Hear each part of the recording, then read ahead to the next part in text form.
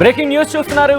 Miyapur మదినాకూడలో Tagore cinema repeat అయింది. జవానికి వైద్యం చేశారు సిద్ధార్థ న్యూరో హాస్పిటల్ సిబ్బంది. నెల రోజుల క్రితం అనారోగ్యంతో ఆసుపత్రిలో చేరింది సుహాస్ని. నెల రోజుల నుంచి ట్రీట్మెంట్ చేస్తున్నట్లు డాక్టర్లు చెప్పారు. ఇప్పటికే 15 లక్షల రూపాయలు బిల్ పే చేశామంటోంది సుహాస్ని ఫ్యామిలీ. మరో 5 లక్షల రూపాయలు బ్యాలెన్స్ ఉండగాని ఈ రోజు నిమ్స్ లో చేర్పించాలని డాక్టర్లు ఇన్ఫాక్ట్ సిద్ధార్థ న్యూరో సిబ్బంది చెప్పారంటూ కూడా ఇటు సుహాస్ని ఫ్యామిలీ అక్కడ వాగ్వాదానికి దిగుతున్నారు. మిమ్మల్ని కాస్త కలవరపరచొచ్చైతే మిమ్మల్ని కలవరపాటు గురి చేయడం ఆర్టీవీ ఉద్దేశం కాదు, కానీ ఇటువంటి కథనాలు చూసినప్పుడు కాస్త కలవరపాటు గురయ్యే అవకాశం ఉంటుంది. కాబట్టి దీనికి సంబంధించి తగిన జాగ్రత్తలు తీసుకోవాలని ఆర్టీవీ సూచించడం జరుగుతోంది. ఒకసారి అక్కడ ఎటువంటి ఇష్యూ తలెత్తిందో ఒకసారి చూద్దాం.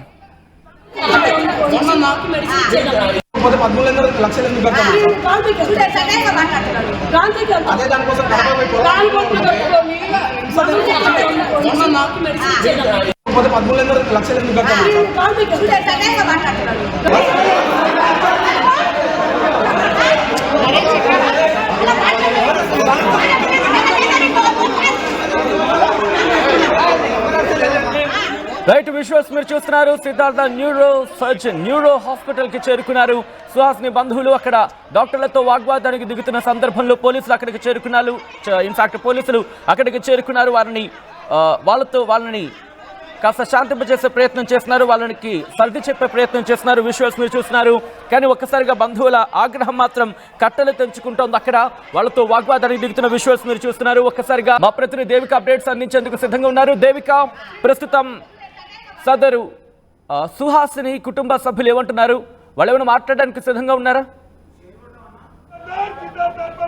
ఎస్ సచిన్, వీళ్ళైతే ఇక్కడ ఆవేదన వ్యక్తం చేస్తున్నారు, ఆందోళన చేస్తున్నారని చెప్పొచ్చు. అయితే గత కొద్ది రోజులుగా తన కూతురు ఇక్కడ చూడొచ్చు మనం, ఆవిడ కన్నీరు మున్నీరు అవుతున్న పరిస్థితి. తన కూతురు కడపలో, అంటే వీళ్ళది ఇక్కడ కాదు కడప జిల్లా, అయితే అక్కడ వాళ్ళు నివసిస్తూ ఉంటారు. అక్కడ వాళ్ళ కూతురు సడన్ గా కళ్ళు తిరిగి పడిపోవడంతో అక్కడ ఉన్న దగ్గరలో ఉన్న హాస్పిటల్కి తరలించడం జరిగింది. వాళ్ళు అక్కడ నుంచి హైదరాబాద్కి కానీ చెన్నై హాస్పిటల్కి కానీ తీసుకెళ్ళండి అని చెప్పినప్పటికీ కూడా వాళ్ళు గూగుల్లో మొత్తం సెర్చ్ చేసి సిద్ధార్థ్ పైన చూడొచ్చు మనం, సిద్ధార్థ్ హాస్పిటల్ ఏదైతే ఉందో ఇక్కడికి తీసుకొని రావడం జరిగింది. ఇక్కడికి తీసుకొచ్చిన తర్వాత అడ్మిట్ చేసుకున్న కొన్ని రోజులకి దాదాపుగా 15 లక్షల రూపాయలు కట్టించుకున్నారు వాళ్ళు.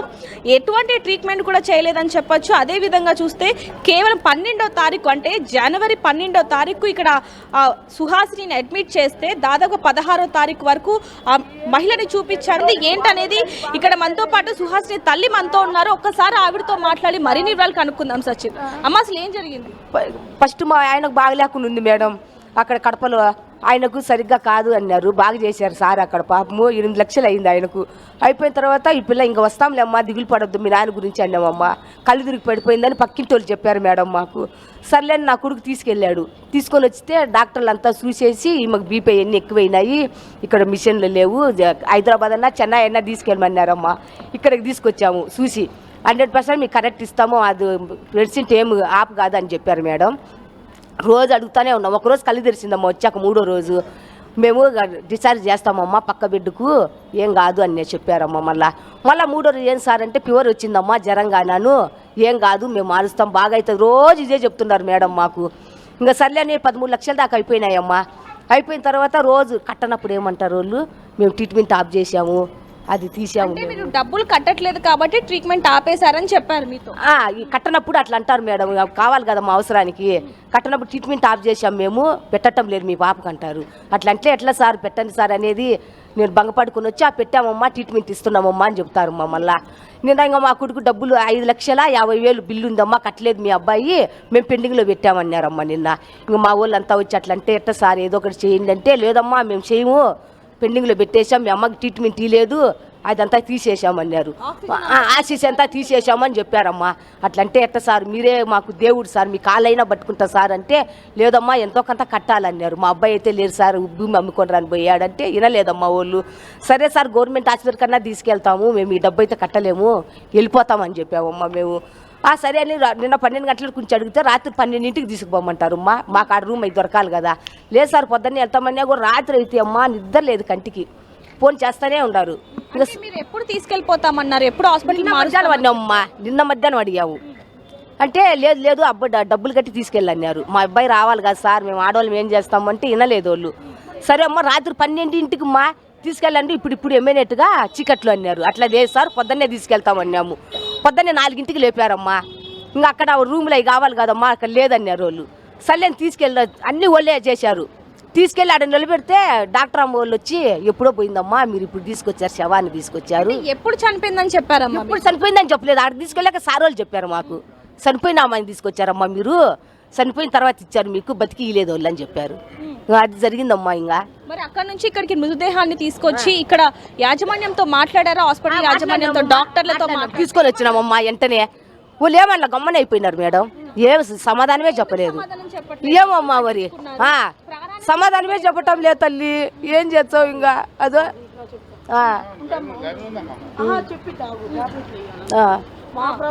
ఇప్పుడు మీకు ఎలాంటి న్యాయం కావాలమ్మా? మాకు మా బిడ్డ పోయిన బిడ్డ వస్తుంది తల్లి, నా బిడ్డని ఇస్తాడు ఆయన. అంతలా కప్పులు తెచ్చుకొని సచిన్, ఇక్కడ ఎలాంటి పరిస్థితి నెలకొనింది అనేది ఇప్పుడు మా కూతురు అయితే ప్రాణాలతో తిరిగి రాదు, కానీ మాకు మాత్రం ఇలాంటి న్యాయం కావాలి, ఎలాంటి న్యాయమైనా సరే కావాలి అంటూ కూడా వీళ్ళు ఇక్కడ ఆందోళన చేస్తున్నారు. అదే విధంగా చూస్తుంటే ఇక్కడ ఈ హాస్పిటల్లో అనేక ఫిర్యాదులు కూడా ఉన్నాయని చెప్పొచ్చు. చాలా మంది పేషెంట్స్ పోలీస్ స్టేషన్ లో కూడా కంప్లైంట్ ఇచ్చారని చెప్పొచ్చు. అలాగే ఈ బిల్డింగ్ కి ఎన్ఓసి కూడా లేదంటూ కూడా చెప్తున్న పరిస్థితి అని చెప్పొచ్చు. చూడొచ్చు, మొత్తం కూడా కేవలం ఈ ఒక్క హాస్పిటలే కాకుండా పక్కన మనకు కనిపిస్తూ ఉంది సచిన్, ఏదైతే వైట్ కలర్ లో కనిపిస్తుందో ఆ కింద మొత్తం కూడా రత్నదీప్ ఉంటుంది. పైన సేమ్ ఇదే హాస్పిటల్ కి సంబంధించి పేషెంట్స్ అందరూ అక్కడ చూసుకుంటూ ఇక్కడ ట్రీట్మెంట్ కూడా జరుగుతూ ఉంటుందని చెప్పొచ్చు. అయినప్పటికీ కూడా పరిస్థితి కూడా ఉంది. ఆ కుటుంబ సభ్యులతో మాట్లాడండి, వాళ్ళ డిమాండ్ ఏంటి, వాళ్ళకి ఏమైనా ప్రభుత్వానికి సంబంధించి ఏమైనా రిక్వెస్ట్ చేశారా, లేకపోతే పోలీసులు వచ్చినప్పుడు మాట్లాడారు? ఒకసారి ఏం జరిగింది ఒకసారి మాట్లాడే ప్రయత్నం చేస్తారా ఆ కుటుంబంతో? ఎస్ సచిన్, ఇప్పుడు వరకు కూడా ఎవరు మాట్లాడని పరిస్థితి అని చెప్పొచ్చు. వీళ్ళతో పోలీసులు కానీ లేకపోతే ఈ హాస్పిటల్కి సిబ్బంది కానీ ఎవరు కూడా మాట్లాడని పరిస్థితి అని చెప్పొచ్చు. పోలీసులు ఎప్పుడైతే మృతదేహాన్ని ఇక్కడికి తీసుకొచ్చారని తెలిసిందో అప్పుడు ఎవరైతే ఈ హాస్పిటల్ సిబ్బంది ఎవరైతే ఉన్నారో, సిఇఓ వెంకటేష్ ఎవరైతే ఉన్నారో అతని దగ్గరికి వెళ్ళి అడిగినప్పటికీ కూడా ఎటువంటి సమాధానం చెప్పట్లేదు. మీరు నా అంగీకారం లేకుండా ఎలా లోపలికి వస్తారా అంటూ కూడా వీళ్ళ మీదనే రివర్స్ అయిన సందర్భం అంటూ కూడా వీళ్ళు చెప్పడం జరుగుతుంది. ఇంకొంతమంది కుటుంబ సభ్యులు మనతో ఉన్నారు, ఒకసారి వారితో కూడా మాట్లాడతాం. అమ్మ, మీరు వెళ్ళి అడిగినప్పుడు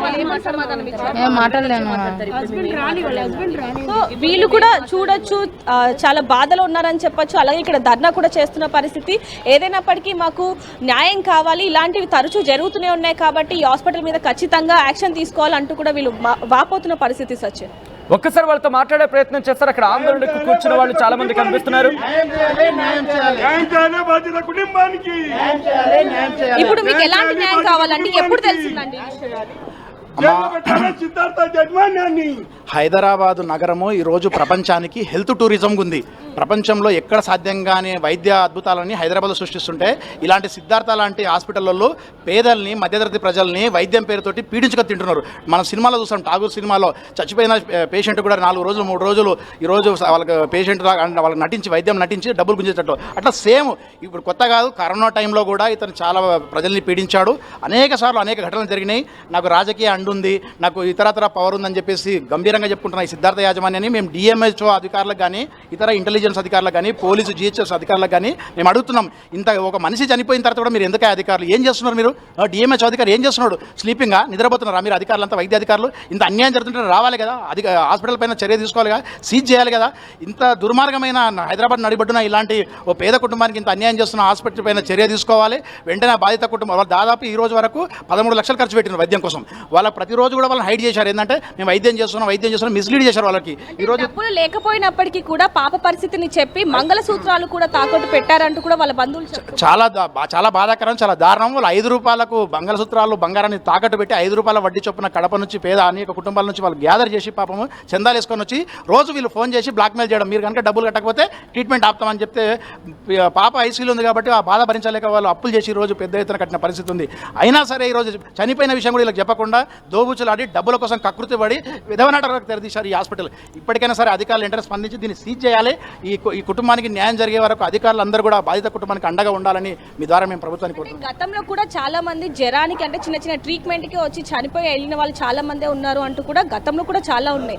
అప్పటి నుంచి కూడా ఇప్పటి వరకు ఎందుకని అధికారులు వీళ్ళ మీద యాక్షన్ ఈ అధికారులు చాలా మంది అధికారులు ఇలాంటి హాస్పిటల్తోటి కొల్లుడయ్యి డబ్బులకు ఈ నోట్ల కట్టతోటి వాళ్ళ నోరు మూసిన అధికారులు నోరు మూసిన ఆ మదంతో కదా, డబ్బు మదంతో ధనబదలంతో ఈ రోజు నేను ఎవరినైనా సరే మేనేజ్ చేస్తా. అరే సాక్షాత్ మా పోలీస్ స్టేషన్ ఎస్ఐ కూడా చంద్రయ్య రా అంటున్నాడు. ఓ యూనిఫామ్లో ఉన్న అధికారిని కూడా ఇంత పొగరుతోటి మాట్లాడుతున్నా వాడికి డబ్బు బలం ఎంత ఉంది. కాబట్టి డబ్బు బలం కాదు, అధికారులారా మీరు వెంటనే స్పందించాలి. అధికారులు కనుక స్పందించకపోతే, ఈ హాస్పిటల్ని సీజ్ చేయకపోతే రాబోయే రోజుల్లో దీన్ని మొత్తం జిల్లా వ్యాప్త ఉద్యమం చేస్తాం. హైదరాబాద్ నగరంలో హాస్పిటల్స్ పైన పెద్ద ఎత్తున ఉద్యమానికి శ్రీకారం చుట్టడం కోసం ఈ ఘటన కేంద్రీకృతం అవుతుందని చెప్పేసి కూడా మీ సందర్భంగా తెలియజేస్తున్నాం. గతంలో కూడా మల్లారెడ్డి కాలేజ్లో హాస్పిటల్లో కూడా ఇదే ఘటన చోటు చేసుకుంది. ఇంకా గతంలో కూడా చిన్న చిన్న పిల్లలు కూడా ట్రీట్మెంట్ కోసం వెళ్ళి చనిపోయారన్న విషయం కూడా చెప్పకుండా డబ్బులు లాగిన సందర్భాలు చాలా ఉన్నాయి. ఇలాంటివి కొనసాగుతూనే ఉన్నాయి. ఎప్పుడు ఇలాంటి వాటికి పులి స్టాప్ పడే అవకాశం ఎలా ఉంటుంది? అదే విధంగా ఎలాంటి శిక్ష వేస్తే ఇలాంటివి జరగకుండా ఉంటాయి? పవిత్రమైన వైద్య వృత్తిని బేస్ చేసుకొని వీళ్ళు కోట్ల రూపాయలు సంపాదించడం కోసం కార్పొరేట్ ధనదాహానికి అంతే లేకుండా పోతుంది. అధికారులు ఇప్పుడు రేవంత్ రెడ్డి ప్రభుత్వం అధికారంలోకి వచ్చిన తర్వాత విద్యపైన వైద్యపైన మేము స్పెషల్ ఫోకస్ పెట్టినామని చెప్పాడు. చాలా సంతోషం. ఇలాంటి హాస్పిటల్ పైన మీరు డిఎంహెచ్ఓలు ఏం చేస్తున్నారు? District medical and health officer ఇంత ఘటన జరిగింది, పొద్దుటి నుంచి మీడియాలో జరుగుతుంది, ప్రజల్లో చర్చనీయాంశం అయితే మేము ఫోన్ చేసాం అధికారులకి. రావాలి కదా, వచ్చి అసలు ఏం జరిగిందో తెలుసుకోవాలి కదా. ఆ బాధిత కుటుంబానికి పరామర్శం చేసి అధికారులు వీళ్ళపైన హాస్పిటల్ పైన చర్య తీసుకోవాలి కదా. ఈ రోజు కూడా ఇప్పుడు కూడా తీసుకోలేదు. మేము అందుకోసమే చెప్తున్నాం, వాళ్ళు వెంటనే స్పందించి అంటే జిహెచ్ఎంసీ అధికారులు కూడా వాళ్ళకు కూడా బాధ్యత ఉంది, హాస్పిటల్ని సీజ్ చేయాలి. పోలీస్ అధికారులు కూడా రావాలి, వీళ్ళ మీద అక్రమ కేసు పెట్టి జైలు వేయాలి యాజమాన్యాన్ని. ఇలాంటి కఠినంగా శిక్షించి వాళ్ళని జైలు వేస్తే తప్ప ఇలాంటి సంఘటనలు జరగకుండా ఉంటాయి. లేకపోతే వీళ్ళు పెట్టరాగిపోతారు. చూడొచ్చు సచిన్, ఎలాగైనా సరే వీళ్ళని కఠినంగా శిక్షించాలి, అప్పుడే ఇలాంటివి జరగకుండా ఉంటాయంటూ కూడా ఇక్కడ ఆందోళన చేస్తున్నారని చెప్పొచ్చు. అది కూడా గతంలో కూడా చాలా వరకు ఈ హాస్పిటల్ మీద అనేక కంప్లైంట్స్ ఉన్నాయంటూ కూడా వీళ్ళు చెప్తున్న పరిస్థితి అని చెప్పొచ్చు. మరి వీళ్ళకి ఎలాంటి న్యాయం జరుగుతుంది అనేది కూడా వేచి చూడాల్సిన సమయం అయితే ఉందని చెప్పొచ్చు సచిన్. రైట్ దేవిక, మొత్తంగా అయితే మాత్రం ప్రస్తుతం ఆ ఘటనకు సంబంధించి విజువల్స్ మీరు చూస్తున్నారు ఆర్టీవీ స్క్రీన్ మీద. మియాపూర్కి సంబంధించి మియాపూర్లో జరిగిన ఘటన ఒక్కసారిగా షాక్ గురి చేస్తున్న కుటుంబ సభ్యుని. మియాపూర్ మదీనాగూడలో ఠాకూర్ సినిమా సీన్ రిపీట్ అయింది. శవానికి వైద్యం చేశారు సిద్ధార్థ న్యూరో హాస్పిటల్స్ సిబ్బంది. నెల రోజుల క్రితం అనారోగ్యంతో ఆసుపత్రిలో చేరారు సుహాస్ని. నెల రోజుల నుంచే ట్రీట్మెంట్ చేస్తున్నట్లు డాక్టర్లు చెప్పారు. ఇప్పటి వరకు 15 లక్షల రూపాయల బిల్ పే చేశామంటూ సుహాస్ని ఫ్యామిలీ చెబుతోంది. మరో 5 లక్షల రూపాయలు బ్యాలెన్స్ ఉండగానే ఈరోజు నిమ్స్లో చేర్పించారని చెప్పారు సిద్ధార్థ న్యూరో సిబ్బంది. చనిపోయిన మృతదేహానికి సంబంధించి నిమ్స్ వైద్యులు చెప్పడంతో షాక్ గురయ్యారు బంధువులు. మా ప్రతినిధి దేవిక అప్డేట్స్ అందించేందుకు సిద్ధంగా ఉన్నారు. దేవిక, కుటుంబ సభ్యులు ఏమంటున్నారు?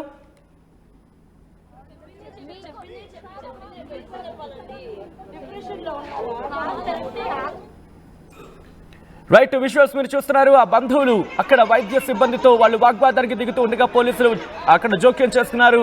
పరిస్థితిని అదుపులోకి తీసుకొచ్చేందుకు ప్రయత్నం చేస్తున్నారు. వాళ్ళు బంధువుని హాస్పిటల్ నుంచి బయటకు వెళ్లాలంటూ కూడా వాళ్ళు చెప్తున్న సిచ్యువేషన్. డాక్టర్లతో వాగ్వాదానికి దిగుతున్న విజువల్స్ మీరు చూస్తున్నారు. బంధువులకి అలాగే సుహాస్ని కుటుంబానికి మధ్య పెద్ద ఎత్తున వాగ్వాదం జరిగింది.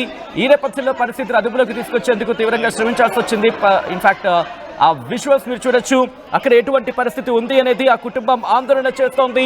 ఎలాగైనా సరే మాకు న్యాయం చేయాలంటోంది. అక్కడ ఆందోళనకు దిగింది. ఈ నేపథ్యంలో అక్కడ పొలిటికల్ పార్టీలు కూడా అక్కడికి చేరుకుని వాళ్ళకి ఆ కుటుంబానికి మద్దతుగా నిలిచాయి. సిద్ధార్థ న్యూరో హాస్పిటల్కి సంబంధించి పెద్ద ఎత్తున ఆందోళన వ్యక్తమవుతుంది అక్కడ. ఒక్కసారి ఆ విజువల్స్ మీరు చూస్తున్నారు. సిద్ధార్థ న్యూరో ఆసుపత్రి ముందు ఆందోళన దిగారు మృతురాలి బంధువులు. ఈ కథనం కాస్త కలవరపరచొచ్చు, అయితే మిమ్మల్ని కలవరపడి గుర్చేయడం ఆర్టీవీ ఉద్దేశం కాదు. కానీ ఇటువంటి కథనాలు చూసినప్పుడు కాస్త కలవరపడుకునే అవకాశం ఉంటుంది. కాబట్టి దీనికి సంబంధించిన జాగ్రత్తలు తీసుకోవాలని ఆర్టీవీ సూచిస్తోంది. ఒక్కసారి అక్కడ ఎటువంటి సినారియో ఉందో చూద్దాం.